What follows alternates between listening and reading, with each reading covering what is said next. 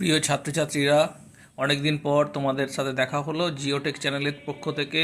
তোমাদের আসন্ন আমাদের 26-এ যে মাধ্যমিক পরীক্ষা, সেখানে কতগুলো স্যাম্পল কোশ্চেন তোমাদের তুলে ধরছি। আজকে যেটা বলছি, ITCZ intertropical convergence zone, যার আর একটা নাম ডোলড্রাম, আমি উত্তরের মধ্যেই দিয়ে দিয়েছি। এটা মূলত নিরক্ষীয় অঞ্চলের মধ্যে একটা পটলাকৃতি দেখতে হয়। উত্তর পূর্ব দক্ষিণ পূর্ব আয়নবায়ু এই অঞ্চলে মিলিত হয় এবং এখানে কোনো রকম পার্শ্ব প্রবাহ থাকে না বায়ুর, সবই হচ্ছে ঊর্ধ্বমুখী হয়। অলরেডি আমি উত্তরের মধ্যেই এখানে ছবির মাধ্যমে দেখিয়ে দিয়েছি। তোমাদের এটা 2 নম্বরে যদি আসে, তোমরা এইভাবে লিখবে। পরের যে প্রশ্নটা আছে দেখো, তেজস্ক্রিয়। তেজস্ক্রিয় ইংরেজিতে রেডিও অ্যাক্টিভ মিনারেল।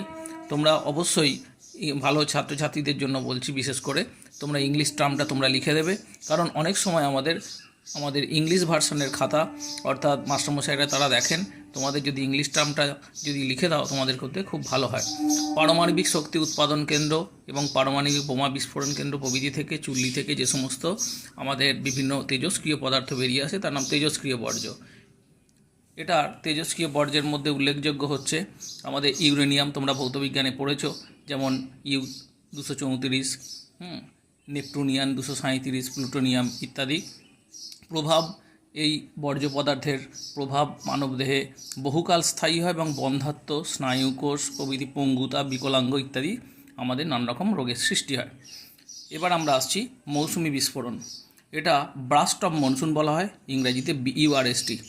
এটা মূলত গ্রীষ্মকালে মার্চ থেকে আমাদের যে মে মাস, ভারতের উষ্ণতা যখন বাড়ে সেই সময় আমাদের এখানে নিম্নচাপের সৃষ্টি হয় এবং ভারতবর্ষের প্রথমে আমরা কি হয়, আমাদের কেরলে প্রথমে বর্ষাটা আসে এবং তখন জলীয় বাষ্পপূর্ণ বায়ু আরব সাগরীয় এবং বঙ্গোপসাগরীয় শাখা আস্তে আস্তে ভারতবর্ষে প্রবেশ করে আকাশকে ঢেকে ফেলে এবং প্রথমে যে ঝটকায় বৃষ্টিপাতটা হয় তার নামই হলো ব্রাস্ট অফ মনসুন, অর্থাৎ প্রচুর বৃষ্টি হয়। ঠিক আছে, এটা মালাবার উপকূলে, আমি এখানে ছবির মধ্যে দেখিয়েছি, এটা কেরালার মালাবার উপকূল। এই জায়গাটা হচ্ছে কেরালার মালাবার উপকূল, এখানেই প্রথম এটা আঘাত করে। এরপরে যেটা আমি যাচ্ছি সেটা হচ্ছে মিলেট শস্য।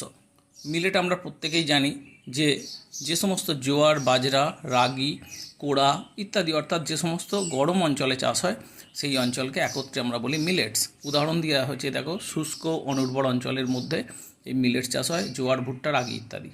জাইদ শস্য কাকে বলে?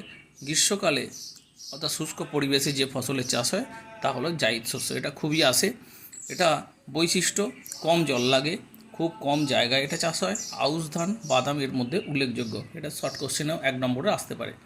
এবার আমরা আসি পরিবেশের উপর বর্জ্যের 2টি প্রভাব লেখো। তোমরা অবশ্যই সুনির্দিষ্টভাবে এরকম পয়েন্ট করে লিখবে। মৃত্তিকা জল, বায়ু দূষণ হয়, তোমরা প্রত্যেকেই জানো। ভৌম জল দূষণ, অর্থাৎ ভাণ্ডার কমে যায়। তেজস্ক্রিয় বর্জ্য থেকে ক্যান্সার, চর্ম, বিশেষ করে আমাদের আর্সেনিকের ফলে ব্ল্যাক ফুট ডিজিজ হয়। এরপরে আমরা যেটা আসছি ল্যাপস রেট। এটা তোমাদের ট্রোপোস্ফিয়ারে পড়তে গিয়ে তোমরা পাবে। প্রতি 1000 মিটার উচ্চতা বৃদ্ধিতে 6.4 ডিগ্রি সেলসিয়াস হারে উষ্ণতা কমে, একে ল্যাপস রেট বলে। এটা ট্রোপোস্ফিয়ারে দেখা যায়। এই যে পাট করে আমি দেখেছি, এবং তোমরা অবশ্যই যে পয়েন্ট করে এই যে বিন্দু বিন্দু আকারে দিলে কি হবে, এটা মাস্টারমশাইদের একটু আগ্রহ বাড়বে যে এখানে তোমরা পয়েন্ট দিয়ে লিখেছো। এরপরে আমরা এসেছি হিমরেখা, স্নো লাইন। যে কাল্পনিক সীমারেখার ঊর্ধ্বে সারা বছর বরফ জমে থাকে এবং যে রেখার নিচে বরফ গলে নদীর সৃষ্টি হয় তাকে আমরা বলি হিমরেখা বা স্নো লাইন। এই কাল্পনিক রেখা, এটা আমাদের ঋতুভেদে তারতম্য হয়, কারণ গ্রীষ্মকালে এক ধরনের হয়, শীতকালে এক ধরনের হয়, অর্থাৎ উষ্ণতার তারতম্যের ফলে ভারতে 4500 থেকে 5500 মিটার উচ্চতায় এই হিমরেখা অবস্থান করে। দেখো, আমি একটা ছবি দেখিয়েছি। এই যে রেখাটা যে কাল্পনিক, এর ওপরে বরফ জমে আছে আর এর নিচে থেকে এখান থেকে নদীটা সৃষ্টি হচ্ছে। এই যে কাল্পনিক রেখাটার নাম হলো স্নো লাইন। আজকে এই পর্যন্ত তোমাদের কয়েকটা শর্ট কোশ্চেন স্যাম্পল দিলাম। এর পরবর্তী ভিডিও আমি আবার দেব, তোমরা এগুলো দেখতে থাকো, আশা করছি তোমরা উপকৃত হবে।